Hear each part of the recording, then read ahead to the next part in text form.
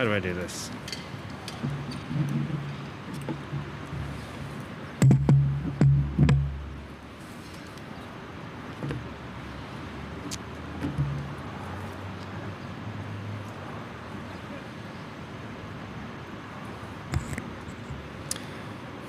Morning, everyone. Mr. Mayor, commissioners, honored guests, Deputy Mayor, my boss. I'm honored to kick off today's event. I'm James Patchett, the president of the New York City Economic Development Corporation. I want to start by talking about the significance of where we are today. Next to me is the Alexandria Center for the Life Sciences. Alexandria symbolizes New York City's journey to become a life sciences hub. And it's now home to the new Pandemic Response Lab, or PRL, which is serving a critical purpose in the city's fight against COVID-19. The lab, which was just opened last week, is dedicated to processing COVID-19 test results for health and hospitals in 24 to 48 hours. Every result the lab has been sent so far has been returned to patients within 24 hours. This is a major achievement for New York City, and it's a testament to our innovation and our creativity. It exemplifies the best of our city. And while we'd love to have you in the lab, for health and safety reasons, we're hosting the event outside. From the very beginning of this, it's been clear that we cannot rely on the federal government or global supply chains to solve our challenges. That's why we took matters into our own hands. We built over 8.4 million face shields in New York City and 4 million gowns for hospital workers. We manufactured our own bridge ventilators and over 500,000 test kits for New York City. There were days where without those test kits, we would have been unable to serve patients when they came in to be tested. And that's why we're taking testing into our own hands too. We have the capability, the talent, and the ingenuity to do it right here in New York City. And as long as we're living with COVID-19, rapid, accurate testing is absolutely essential to keep our people safe and reopen our economy. So in June, we set out to build our own lab, and we did it in a matter of weeks. It was a true multi-partner, cross-sector collaboration. It was led by my team at EDC with incredible partnership from health and hospitals and the Department of Health. It uses technology licensed from NYU Langone Health. Brooklyn-based Opentrons, a robotics company focused on the life sciences, worked with diagnostic experts from P4 Clinical, Health and Hospitals, and the New York City Test and Trace team to launch PRL. The lab is up and running. By the end of this month, it can do 10,000 tests a day, and by November, it will be able to do 20,000 a day. PRL will build the city's existing capacity and provide faster results dedicated to New York City residents. And it'll provide New Yorkers with good paying jobs. It's already employing close to 100 people, and we expect it to be to 150 by November. I'm incredibly proud of our team who worked tirelessly to make this lab a possibility. And I'm proud about what this lab says about our city.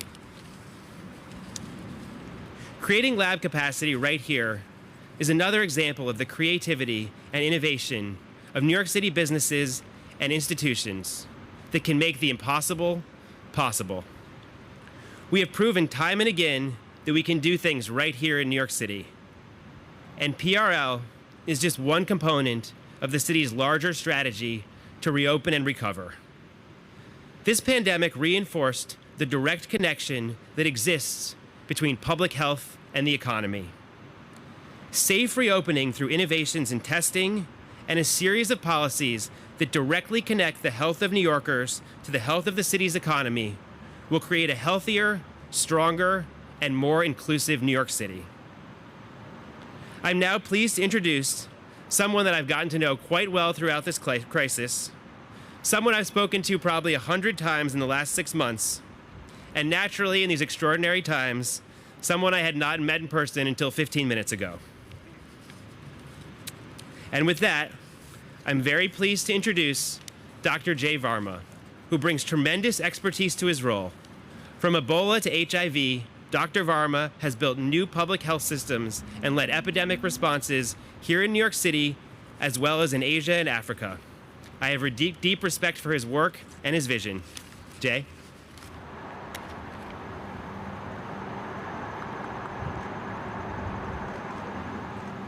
Great, James. Thanks for that introduction. Yeah, and it's one of those unusual things that we finally get to meet in person. And of course, it's an incredible opportunity to meet here at this particular moment, given how important this new facility is for New York and for our immediate coronavirus response. You know, when reports of the novel coronavirus first emerged in January, I was far away from New York City.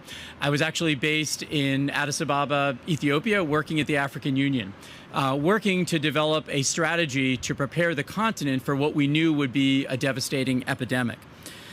For that strategy, I drew upon lessons that I had learned fighting epidemics from around the world, including, as James mentioned, the Ebola response here in New York City and in West Africa. Some critical questions. How do you train disease detectives to detect disease early and to trace contacts effectively? How do you keep healthcare workers safe from being infected in the middle of a dangerous epidemic? The tools we use to protect health are actually the same here in New York City and around the world. The problem is that they're not evenly distributed. And over 9 months into the coronavirus pandemic, we see how much suffering has been here in New York City because of this disease. But we've also shown how the city can fight back with public health, with science, and with partnerships.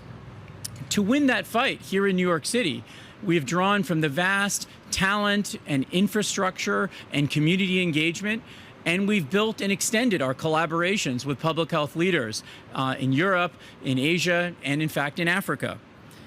We need to continue that work. We all breathe the same air. Viruses don't need visas to cross borders. And climate change is rapidly accelerating the emergence of new infectious diseases. So we have the opportunity to share the lessons that New York City has learned with other cities and countries. New York City can partner with academia, with private sector, and with partners both here in the United States and around the world to train public health and healthcare personnel, and to innovate public health practice, and to research and develop new solutions. You know, the critical questions remain that we can help and work together to solve. How do we forecast and model outbreaks, similar to what we do with the weather? How do we detect and control outbreaks faster? How do we get diagnostic tests actually into the hands of the people, as opposed to always being restricted to, say, a laboratory or a doctor's office? And how do we build the next generation of diagnostics, vaccines, and treatments, and make sure that they're equitably distributed to all? How do we ensure that equity is not just a word we use, but something that actually means something to the daily health of people? So New York City is really poised right now to lead and innovate the next generation of public health solutions and to train the next generation of public health leaders here in New York City, nationally, and around the world. We need that for our own health and security and for the health and security of everyone around the world. And so I just want to close by saying I've had the tremendous honor to work with the team at City Hall and directly for the mayor since early April. And I have really gotten a chance to see firsthand the commitment to mobilizing every possible resource to strengthen the health response to this crisis. And now, of course, to use those lessons to help New York City more resilient and the rest of the world more resilient. Thank you, Mr. Mayor.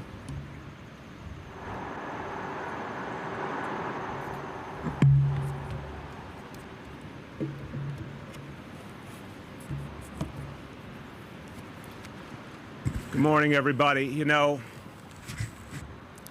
listening to Dr. Jay Varma, I'm reminded of a conversation I had with him months ago, where he talked about his experiences in China, in fact, in Hubei province. And he talked about how diseases that just a few years ago might have stayed contained in a very local area, now in a more globalized world, travel, not just in one province or in one country, but literally to continents all over the world. And that this is a new reality we face. And we need new solutions for this new time. And when you speak with someone of Dr. Varma's experience, it can be sobering, it can be humbling. But it was also a call to arms, that this world has to handle our new reality differently. And we did not ask in New York City to end up being the epicenter of this crisis in this nation and one of the places that was hardest hit in the world. We never wanted that distinction, but it has forged us in fire.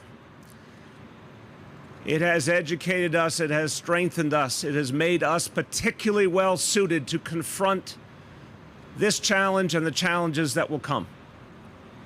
To be the place that creates the solutions.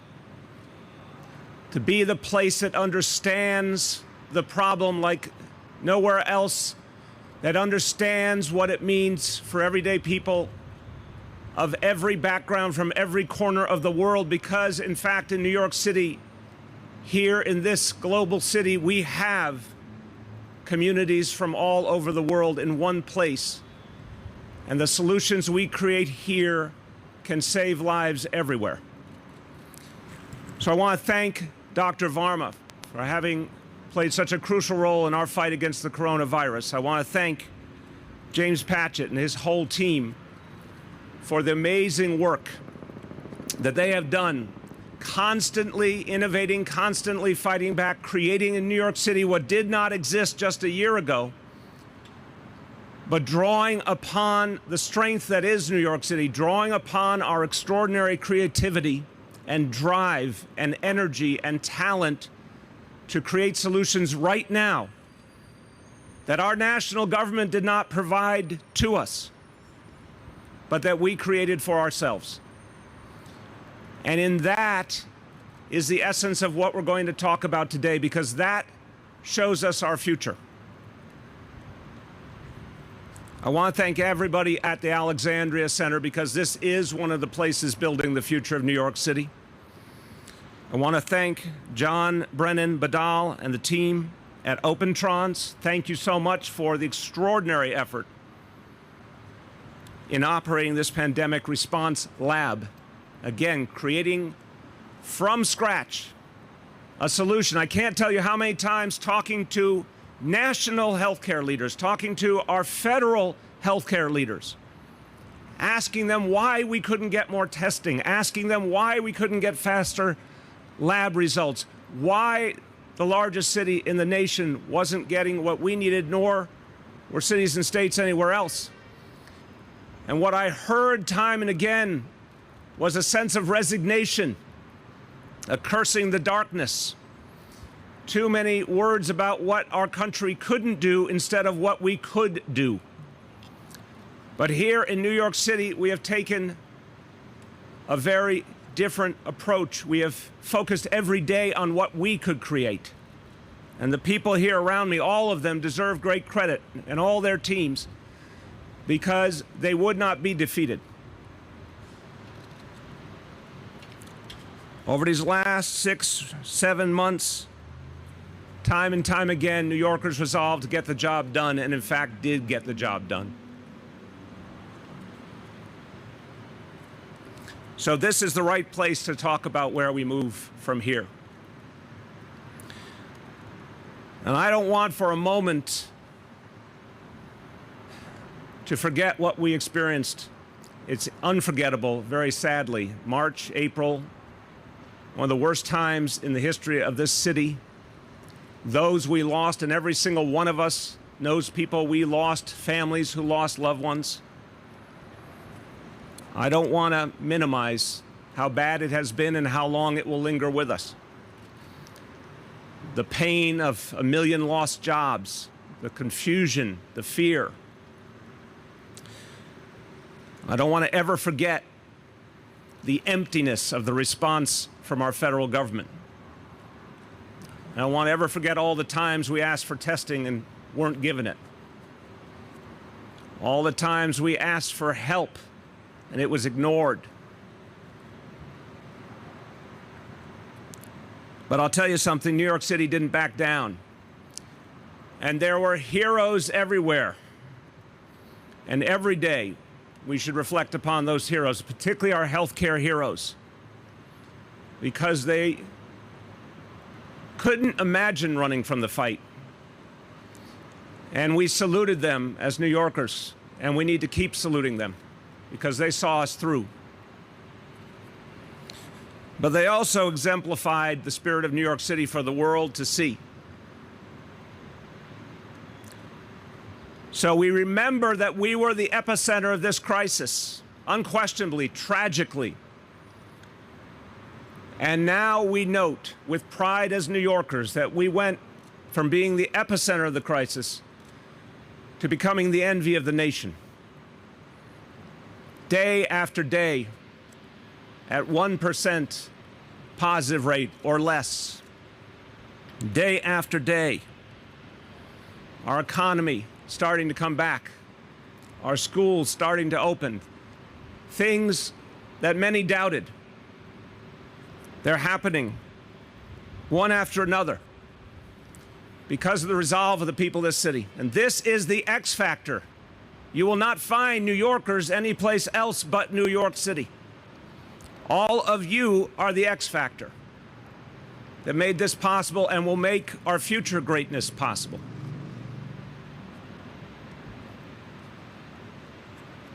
The sheer resolve and discipline, every single day doing what it took to protect each other. Those simple acts like wearing a mask and practicing social distancing times 8 million people one day after another has brought us back and will continue to make us stronger. But now we look to the future and we recognize that we are in a transformative moment. Sometimes in the middle of history, it's hard to see it. But I remember the stories of the Great Depression in my family. I remember every time we gathered for a holiday around the table, inevitably, our elders would talk about that time that to them defined their lives because everything came unglued and it looked unsurmountable at times. They told the story of New York City in those years and how people banded together and fought back. And now we look back at the 1930s and understand it was a profound transformative time, that in the pain, despite the pain, came solutions that today still govern us, that today still provide the underpinnings of safety and security and decency in our society. That was a pure, historic, transformative moment, and this is too. We are living in it. I've talked to you many times about my father who fought in World War II, and we say the greatest generation. They deserve that title. But now a new greatest generation must emerge because we are in that type of fight, a fight for the ages. And I am convinced that the people of New York City has already shown the ability to create that greatest generation again. There's no question in my mind, we are rising to the moment and we will rise further. So today, we lay out the foundations of our recovery agenda. Today, we present a vision that focuses on public health and social justice. These will be the pillars of our future. And here's what we have learned. Public health is economic health. It's not something we fully understood before this crisis. Let's be clear. Public health is economic health. There is no economic health without public health. And thank God we invested in public health long before we ever heard the word coronavirus. Thank God billions of dollars were invested in health and hospitals to make it strong. We did not know why that would be so important in the context of the pandemic, but thank God our health and hospital system was ready. Thank God we invested in guaranteed health care for all New Yorkers, because we've seen in countries all over the world that the strongest and best responses have been where there is a thriving universal public health system, and our nation still lacks that. Our foundational problem. But in New York City, we have built our own version. Thank God we understand there is no health without mental health. This crisis has pointed out as well. Mental health challenges loom just as large as physical health challenges. And this city has devoted itself to truly providing mental health for all. Thank God we have some of the truly greatest teaching hospitals on the earth. And thank God we have a growing life sciences industry. And you see it here at the Alexandria Center, and this is just a beginning, because we are destined to be one of the great life sciences capitals of the world. We can transform New York City into a living laboratory, a place where great innovations occur, great innovations are achieved and put into practice immediately to benefit all people. New Yorkers don't just believe in theory, we believe in practice. And here we can take ideas and put them into action. And as we do that, we will create more and more jobs, and we will bring our economy back stronger than ever. There are so many industries that have been historically strong in this city, and there are some that have come up stronger in recent years, but there is a potential here that is vast to do good and do well at the same time. So let me offer 4 core principles for this public health vision, this vision of recovery through public health. 1, we must continue our momentum and then build further progress in the fight against COVID-19. 2, we must invest in innovation to make us a stronger hub for public health research. 3, we have to create new high-quality jobs that improve the health of our people. And 4, we have to focus on historically underserved communities, the places that didn't get the investment, because we have to right that wrong and recognize that we are truly all in this together. And if one community of New York City is not healthy, we all are not healthy. In the coming weeks, we will provide detailed plans to realize this vision. And as you see these plans, there will be an obvious focus on the immediate challenge. We have to overcome COVID for everything else to be possible. And so we must expand our COVID testing. We will create a new citywide rapid testing program. And that begins today, kicking off a rapid testing design competition to bring the best ideas forward, because rapid testing will be one of the keys to overcoming this crisis. Quick, reliable testing is what will help get more and more New Yorkers back to work safely. And this lab, with the ability soon to process 20,000 tests a day, will be a key part of that solution. We know, after so many painful examples, we know not to wait on our federal government. There is, to this day, still not a full and reliable national testing infrastructure. It does not exist. But here we will create what we must create to protect our people and move us forward. We must prepare for the day when a vaccine is ready, because the vaccine is step one, but implementing it, getting it to the people quickly and effectively is the second and necessary step to overcome the coronavirus. And we'll take lessons from the H1N1 crisis to quickly distribute a COVID-19 vaccine. And we have to understand that the future of New York City and the future of our economy then depends on taking everything we've learned and building rapidly upon it. New York City must be a global hub for public health research, for development, and for the practice of new ideas and approaches. We must do it because we can't depend on anyone else to do it. We must do it because we have the talent and ability to do it. Here in New York City, we can serve this nation and this world in a way that no other place can.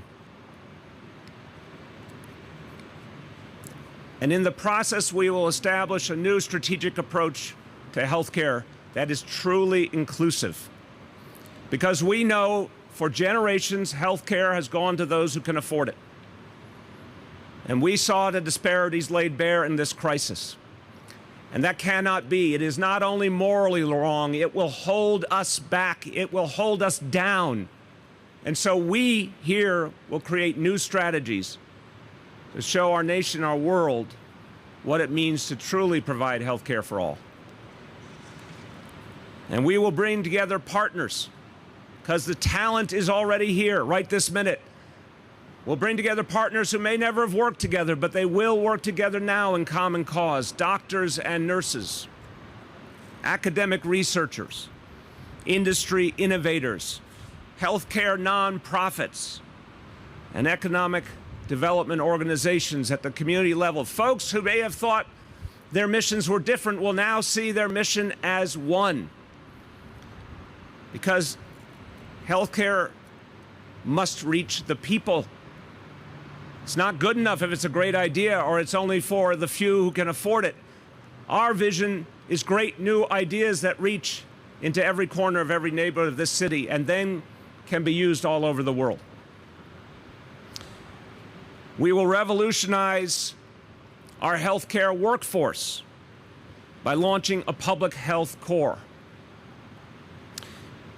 We have seen already in just a few months what Test and Trace has been able to achieve. We've seen what it means to have public health workers who can go within minutes out into communities and make a difference and educate people and help people and guide them. What a difference it makes. We will build on that example. We'll take this model and these talented, committed New Yorkers and build something lasting. And that will build the communication and the trust needed to bring every neighborhood into the future of healthcare. Because we've also learned powerful lessons about how much information matters, how important it is for people to see what they need to do and believe in it. We'll create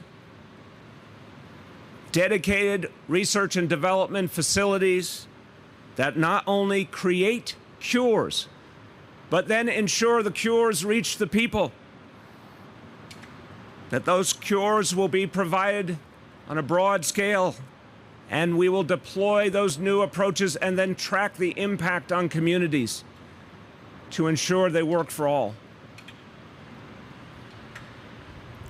And think about what it means then for our future. It means that we will fundamentally change the health outcomes in the communities of the city. That will make us stronger. It means, God forbid, another pandemic arrives on the scene. No city will be more ready than New York City.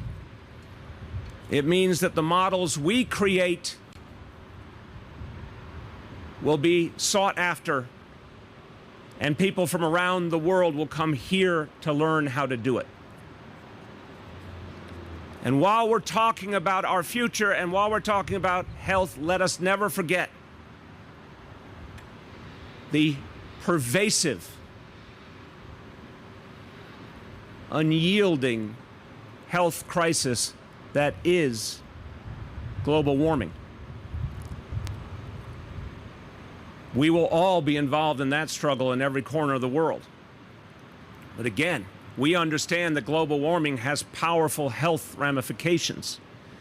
We understand that we can't keep our people as safe as they need to be if we don't fight global warming. And so here in New York City, on Governor's Island, we will create the centerpiece for the global fight against climate change. On our Governor's Island, where New York City as we know it today began, you will find the greatest minds, the ideas being generated, the hope being created that we can overcome global warming. We have here in New York City so many innovators, so many people who want to create new models that are sustainable, that want to be part of the solution, that want to see a healthy city, that want to fight the larger threats we face. The level of commitment in this crisis has been extraordinary, and it will only grow.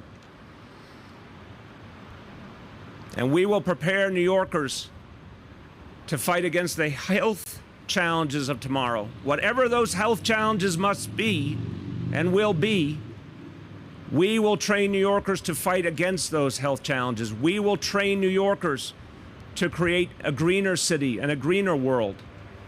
What we do here can be the model. And I believe we will be the climate solutions leader, not only this country, but of the entire world. So, the simple point here is we can do this. We can create something new. We can take what we've learned and build upon it. So we will make sure that these partnerships grow. We will make sure that these lab facilities grow, that these innovations come more and more frequently. And we will remember that it only works if it works for everyone. It only works if every community benefits.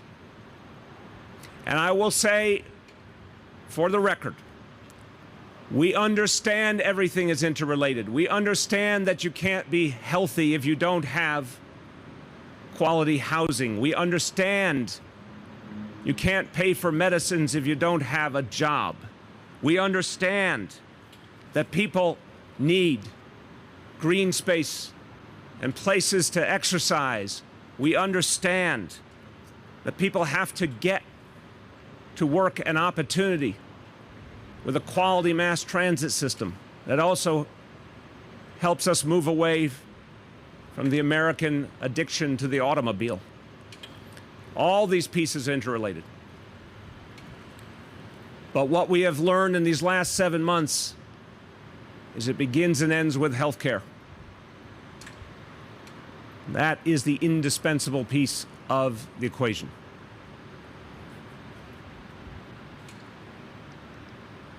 So here's what we know in conclusion.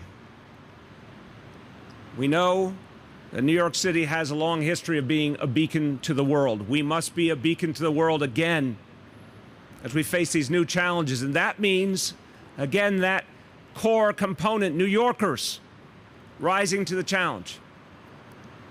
It means drawing out all the talent that is here because it is breathtaking. The energy in this place is unsurpassed. And you can feel it if you are someone visiting for a weekend, and you can feel it if you've lived here your whole life. The energy is like nowhere else in the world. There will be a rebirth. There will be a renaissance for New York City.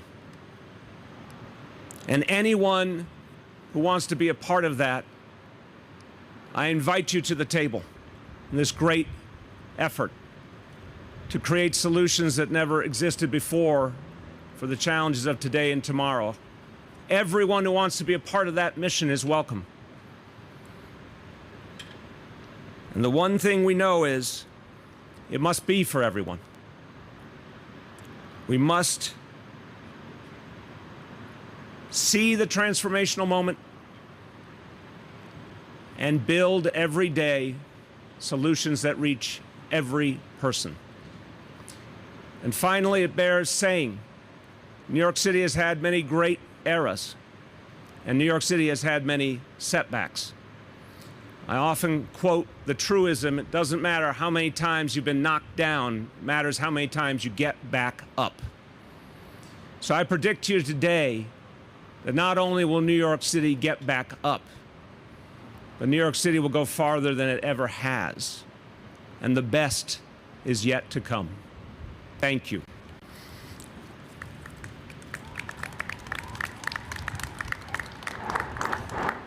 Few words in Spanish. Los neoyorquinos han hecho un gran trabajo en la lucha contra el coronavirus. Hoy anunciamos un plan para recuperarnos que se concentra en buenos trabajos, atención médica y justicia social. Tenemos una gran oportunidad para crear una mejor ciudad que trabaje para toda la gente. With that, we will turn to our colleagues in the media. Dave. You want us to go to the microphone here? Yeah, I think it'd be good to get the microphone. Mary, it's good to see you. I wanted to ask you, first of all, just the nitty-gritty here. I got tested last week at CityMD. It took 4 days to get the test back, which I was kind of surprised that it took only 4 days. But if you could just compare what the citywide average is, do we know, for most of the testing that's going on in other locations, and then compare that to, I think we said, sure, 24 hours here. And I did have a second question. I'll call up whichever of our good doctors wants to speak to the latest numbers. I think, Dave, we've seen a real skew between the private labs and the public labs. Now, this facility here will focus on our health and hospitals testing. And that's been essential for so many communities. And obviously the focal point of a lot of what we've done is we've been opening schools. The public testing has been pretty good in terms of fast turnaround. The private has really varied according to the national dynamics too much. And this is why I say we still don't have a coherent national system here. So I do want to keep encouraging all New Yorkers to take advantage of the opportunity at our public testing sites. But which of you, Dr. Katz, you want to speak to public and private, how we're doing? Thank you. Well, the same week that I read an article that in France it took a week to get the result of your PCR test, all of the health and hospital facilities were delivering it within 48 hours. And with this lab, we're going to soon be at 24 hours, be able to turn around the test. So right now, in general, if you go to Bellevue, 1 block away, 48 hours would be the average time you'd have to wait. As the mayor said, depending upon where the test is being sent from other centers, we've heard 4 days, 5 days, 6 days. And I can just round that out with the citywide numbers. So the majority of tests are coming back within 48 hours now. That's citywide across all different testing sites. 3/4 of all tests are coming back within 4 days. And we are seeing for urgent care centers in particular, like the CityMD, sir, that you went to, it's generally within 4 days for urgent care centers. And my second question along the same issue, how is this mayor going to help you, do you think, or hope at least, with schools, more schools opening, or the schools opening next week? Dave, look, anything that improves testing improves the willingness of people to get tested. I mean, just think about it. I think there's been legitimate feeling that folks got discouraged if it took too long for the result to come back, because it's less pertinent if it comes back after a longer period of time. And by the way, for all of you who have been tested, I've been a strong proponent of the easier, less invasive test, the self-swab we call it, where they pleasantly run the test around inside your nostril rather than the more elevated test, shall we say. So I think literally it's been a tactic to sort of make testing simpler, less invasive, to make sure everyone knows it's free, readily available, but it has to come back fast for people to want to do it. So this is an encouragement to people to see those public testing sites coming back in a day, 2 days. That is going to encourage, and that's going to help us continue to open schools. The more people get tested, everything interrelates. A friend who works in the nursing home industry said there seems to be a discrepancy between the city and state over whether the DOB inspectors have to submit to screenings. The state is requiring that all inspectors in nursing homes submit to screenings, but the DOB inspectors are refusing to, and the chief inspectors told him inspectors are to self-monitor health, exempt from on-site health screening on regulators, not visitors. So what's happening now is they can't get any inspections done because the inspectors are refusing to submit the tests. Can something be worked out between the state and the city in that regard? I have not heard that previously. I'm concerned, obviously. I want to see if Dr. Choksi wants to offer anything. That's not a problem that's been raised to me, at least, but we'll look into it right away. We obviously want to keep everyone safe. Doctor, you want to add? No, I'm not aware of this specific issue either. What I will say is, in general, nursing homes, because we know the risk of transmission is so much higher, we have an abundance of caution approach with respect to screening in nursing homes. But we can certainly look into the specific issue with inspectors and find that out. It's for the commissioner also. Has there been a single documented case in New York or across the country of someone who had antibodies, a significant number of antibodies, and then subsequently tested positive again for the coronavirus? Yes, the short answer is yes. There are documented cases of reinfection. Essentially, someone who was infected some period of time ago, it could be several months ago, who recovered and therefore has antibodies, and then was subsequently reinfected with the coronavirus. I want to be very clear here. We're talking about an extraordinarily small number of cases right now, and it's an area where the science is still emerging for us to understand just how common that phenomenon of reinfection might be. Any ballpark, how many? We're talking about in the single digits that have been reported thus far. Yeah, thank you, Mayor. First of all, thanks for doing this in person. It's a nice change of pace from the virtual format. But going back to your vision for the recovery, when you talked about investing in public health infrastructure and creating jobs, could you speak to the funding that would be involved for this? Do you see taxpayer dollars involved? And if so, any ballpark figure, like any more specifics? Let me speak to that, and I want to also say I had meant to provide the daily indicators, so just a quick programming note, and then I'll answer your question. Just want to give everyone the indicators for today.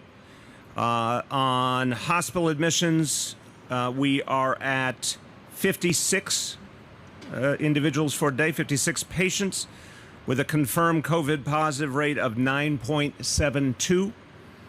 New reported cases on a 7-day average, 320. Overall testing in the city, 1.20%. To your question, so a couple of things are going to happen here.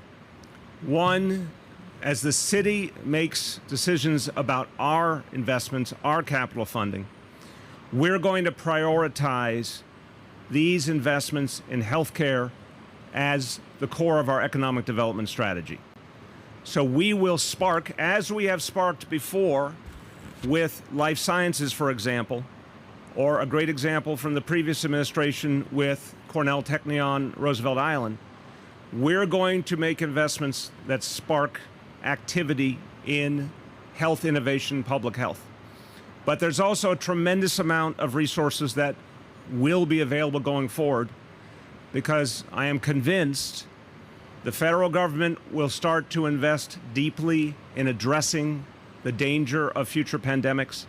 The academic community, the opportunities for research grants, obviously the private sector, which is looking to deepen its efforts in this area because everyone understands this will be the nexus of our future.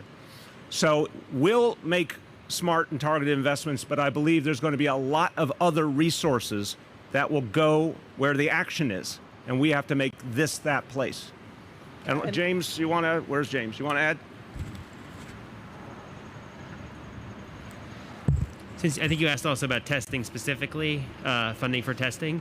So I will just say, just to give you an example, we were paying over $100 per test for national reference laboratories. This lab, we're paying $28 per test. So we've cut the cost by about, obviously about 75% or more using this lab. And our new rapid testing competition that we launched today, we're looking for tests that cost between $5 and $10 and can be completed within 15 minutes. So we're talking about rapidly scaling up testing using our existing funding for testing, which is a mix of federal and city funding, but cutting the cost dramatically, and in this case by more than 90% for rapid testing, and here today already by more than 75%. Yeah, I also noticed that you didn't mention crime when you were talking about your vision for the health and economic recovery.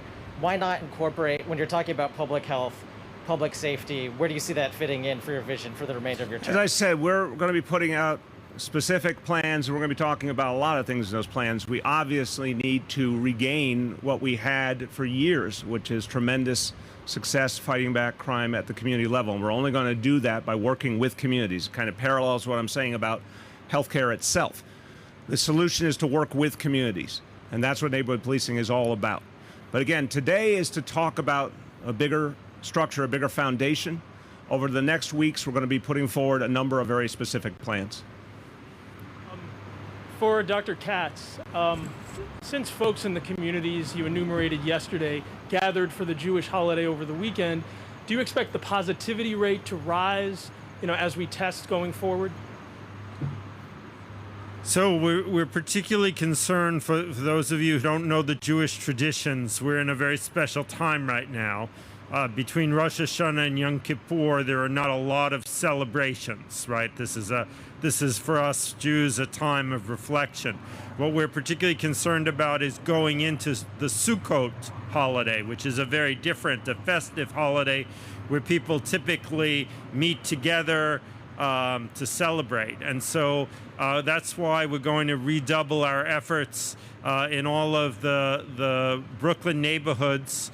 We're going to be with our cars and with their megaphones attached with messages in Yiddish and in English, reminding people that we can continue to have our celebrations and our meetings, but we have to, as you are doing, be wearing a mask, and as we're all doing, be socially distant. And if we do those two things, we will be able to.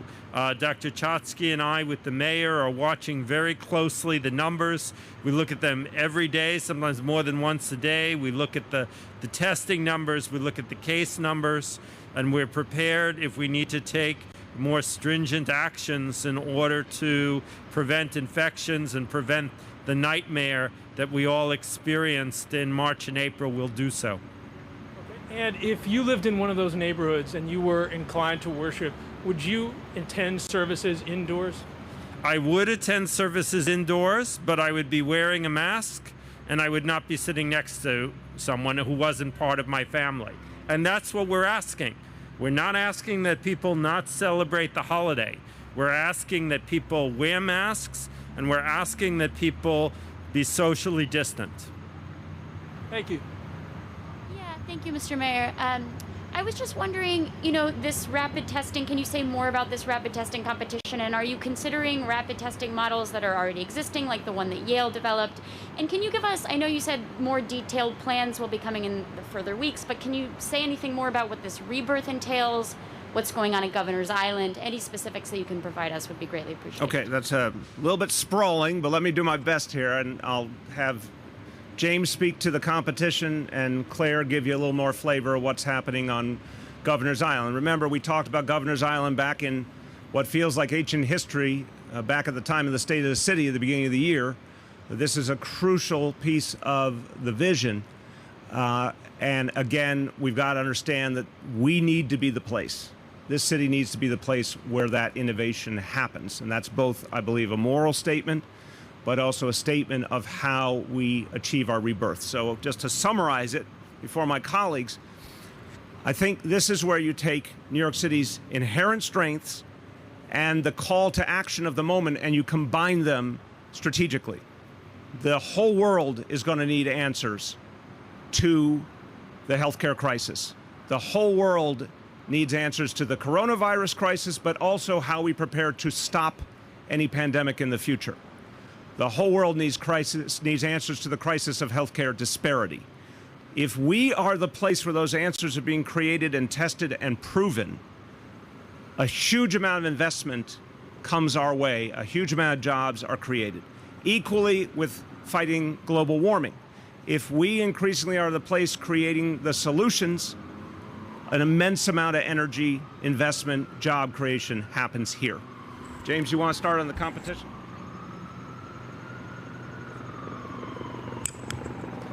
Morning.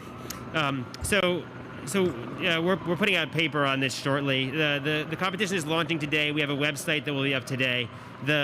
We're using the model we used for the pandemic response lab, except we're doing it publicly and open to everyone because the approach we used here was we put out a set of criteria and we said the city was prepared to make a financial commitment to the lab results, and that was all we needed to get a substantial amount of interest. We had close to 10 proposals, but this was we did it more directly targeted people who we knew were advancing this technology and could do it in New York City. This is at least national, and we'd be open to global responses as well. The amount of innovation happening in rapid testing, it's happening very rapidly. So we're open to any response. The goal is tests that cost less than $20. Results that results that can be gotten in less than 20 minutes, and tests that cost $5 to $10. And so it's the city's commitment to use these at scale. Our belief is that the most important thing to economic reopening is testing. Today, we're doing that by using PCR testing. It's still going to take 24 hours realistically to do that at the city scale that's necessary. The thing to bridge us to a vaccine is rapid testing at significant scale. Corporate partners are interested in this. The city itself is interested in this. Every employer wants to have rapid testing. It's the difference between being able to knowing if you can go into a restaurant safely or not. And you doing it at that speed is essential to economic reopening. And that's why this is an open call to innovation anywhere. This includes tests there are a few that are already FDA approved, but there are a significant number more that are coming within the next few weeks. And we want to look at all of those options. And we already have a criteria for evaluating them. For a follow-up, I wanted... Hold on, the second part. Claire Newman's the president and CEO of the Trust for Governor's Island. Want her to give you an update on where the vision stands. Thank you. As we've been talking collectively about the plan for Governor's Island, what we've heard loud and clear, and it relates so much to what's being talked about today, is the intersection between the issue of the threat of climate change and public health and economic vitality. And so what we've heard is there's a clear need within the sector to bring together under one roof issues of science, issues of real on-the-ground solution making, alongside policy and communications, so that we can leverage the talent in New York City and everything that the city has already done in the fight against climate change and begin to continue to build the political will to really see these changes implemented. So attracting a cross-sector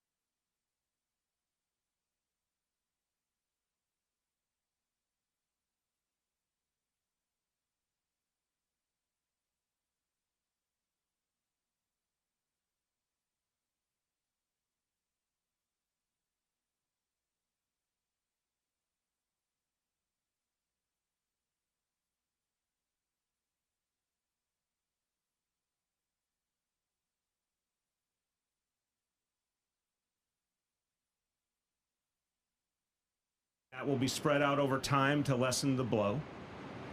But again, the goal here is to find savings. The bigger savings we need, we have to work through with the unions, because that's where the vast majority of the workers are. But we'll have Renee give you the breakout.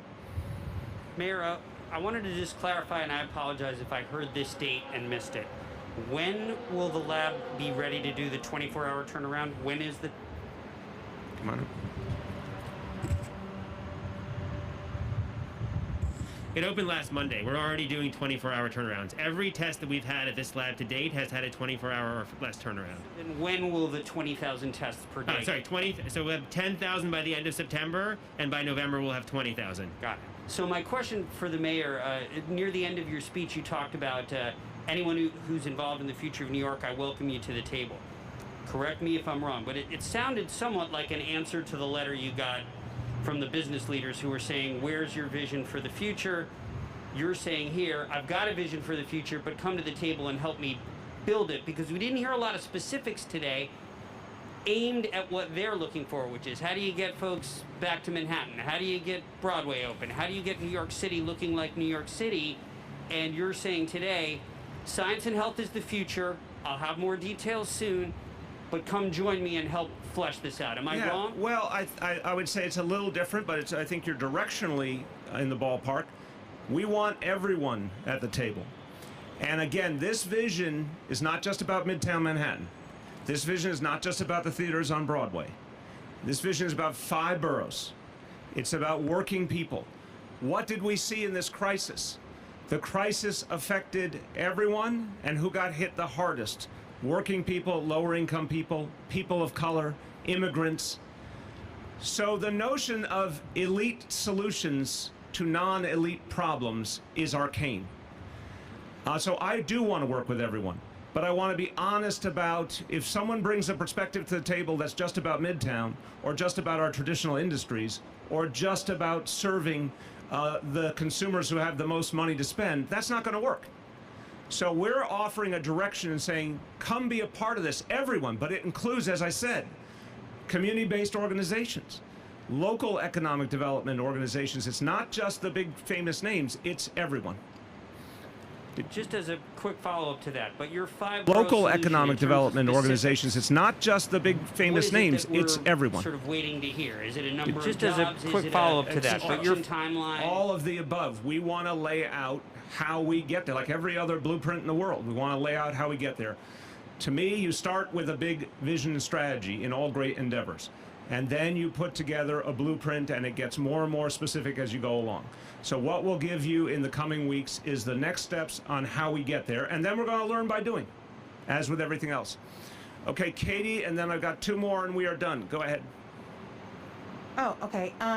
I wanted to ask, following up a bit about what Andrew asked about the economic recovery. I know you said it's not about Midtown, but looking at the people who work in the tourism industry, which has been hit the hardest, whether if it's at LaGuardia and JFK, or if you're a stagehand or an usher, it's not the elites, as you say. So does the city have a plan for helping people within this industry, whether they work on Broadway or off Broadway, or at an airport or at a hotel? Because again, those are not, as you say, elites living in Midtown. They tend to live in the outer boroughs, and they are people of color. 100%.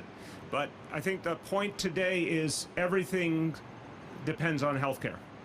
That, remember, this is both how we overcome the immediate crisis, which then allows us to restore our economy and our lives, but it's also the future of our economy will be more and more about healthcare.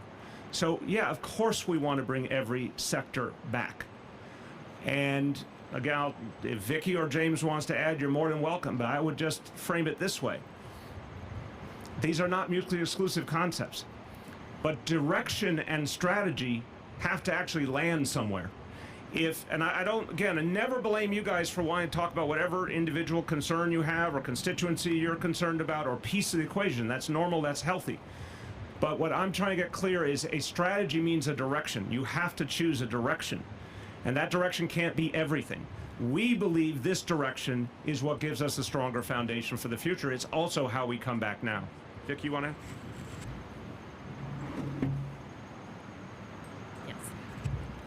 Thanks, Katie. So, of course, we're concerned about every single sector, and of course, we're very concerned about the way that this economic crisis and COVID have affected Broadway, have affected our theaters, etc.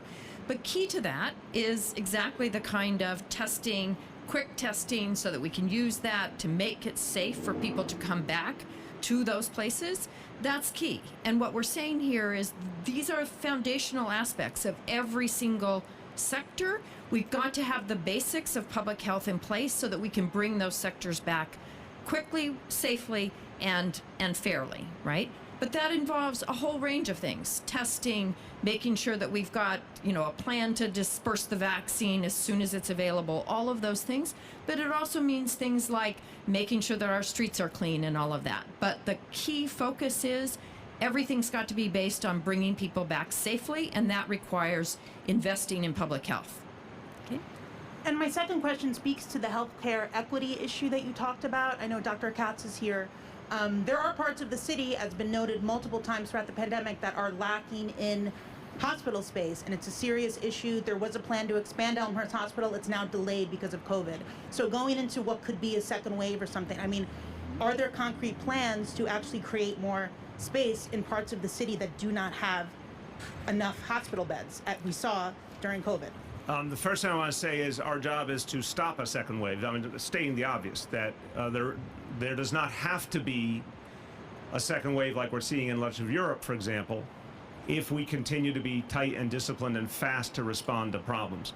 As I bring up Dr. Katz, I'll say, I think that for the right now crisis, it is the ability to expand hospital bed capacity in hospitals as they are. We're obviously not building new hospitals from scratch, but we can expand rapidly if needed. But our goal is to not end up in that situation.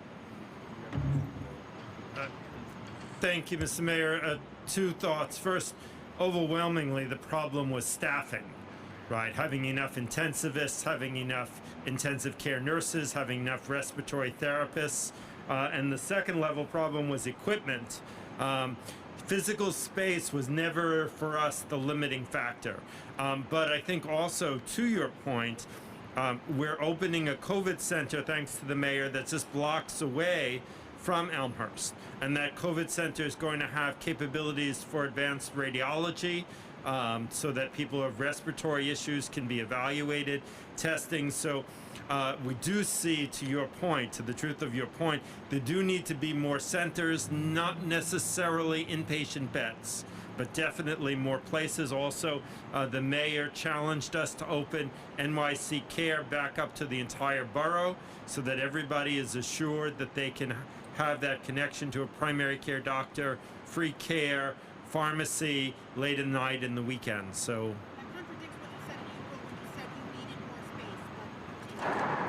no, I think I said in April that it wasn't going to be space, it was going to be people and equipment. But I understand it's complicated.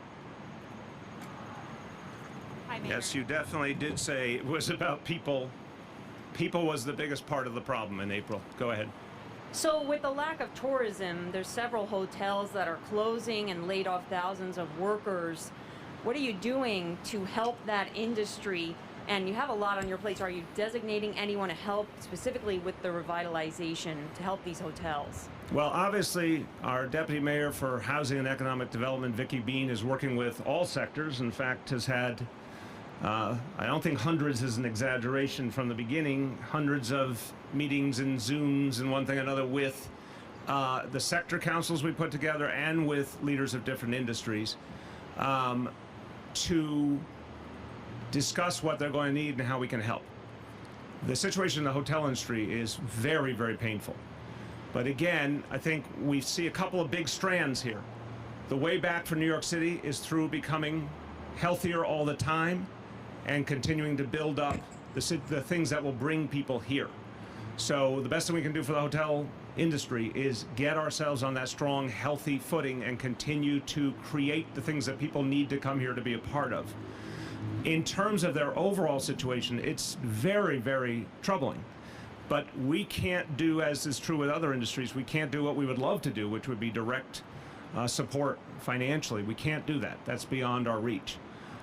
What we can do is try and bring back the bigger picture. Do you want to add, Vicki?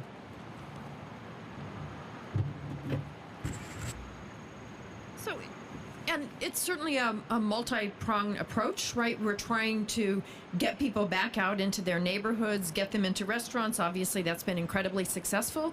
Where we're telling people, take a staycation, celebrate your anniversary here in our hotels, that kind of thing. We're working very closely with New York City and Company, which, as you know, is doing this all-in NYC campaign to try to get people, again, out doing the things that we can do as local tourists, and looking forward to the time when we can start bringing people from other states and other countries to enjoy all that New York offers. And then the second question is, this is great to do these press conferences in person. Will you be doing them daily moving forward? We're going to have to see what goes on with the coronavirus and everything else. Just premature to answer that right now. Nolan, you are last for today. Come on up. Guys, I've said a limit, and when I say a limit, it's the limit. Go ahead. I said we have 2 more. Guys, come on. Mr. Mayor, on behalf of my colleagues. All right, if you wanna call it here, we can call it here. Guys, we've had really clear, consistent rules. Either live by them, or if you don't want to participate, you don't have to. Well, Mr. Mayor, we all got on the train. We all took risks when it comes to public health. To get here, I mean, it's just... These are longstanding members of the press corps, as am I. Look. I mean, This is your... Do you want to ask a question or not? Sure, I really... Sure. So on April 26th, you announced a Fair Recovery Task Force. A couple of weeks later, you announced a series of committees that were going to develop individual policy proposals. It's now the end of September. We still don't have any details about a recovery plan. What have you been doing for the last 4 months? Again, we have been bringing back our economy in phases. Phases 1, 2, 3, 4 on time, and we stuck with it. We have been bringing back our health situation, which is foundational to everything else, and why we are now one of the safest places in the country. We have been bringing back our schools. That's what we've been doing. Go ahead. Can't hear you. Well, the mic there you went go. off. To follow up on that point, there have been detailed plans that were developed by the deputy mayor, Vicky Bean, with the help of Alicia Glenn and the former head of city planning, Carl Weisbrod. There was the Transportation Service Commission, which came back with a whole host of its own recommendations. They've loudly complained. All of those were sidelined. And again, it's the end of September, and you're saying you have a vision for the revival of the city, but again, there are no details. There's no handout today that I can give back to my desk saying, Mayor de Blasio has a punch list of 20 things he would like to do. No, and respectfully, as we just said really clearly, here's the bigger vision. You're going to see paper today on some of the specific pieces that are happening immediately. You're going to see a bigger plan. This is bringing back a city of over 8 million people. It is something that has to be done the right way. So again, we have continued to bring back our city. Now we're talking about a bigger vision. We're going to lay out specific plans. We're going to go from there. It's everything has to keep building. And I think it's a pretty clear strategy. Because again, I think what I would urge you to just focus on for a moment is, do you hear a strategic vision of where we need to go? I think it's a very clear strategic vision of where we need to go. And then over the coming weeks, pieces will get put in place, the planks to make it come alive. Thank you, everybody. On the Borough Park outbreak. Mr. Mayor, separately on the Borough Park outbreak. Mr. Mayor, we got on a train, we risked our public health. Come on. Your press team should have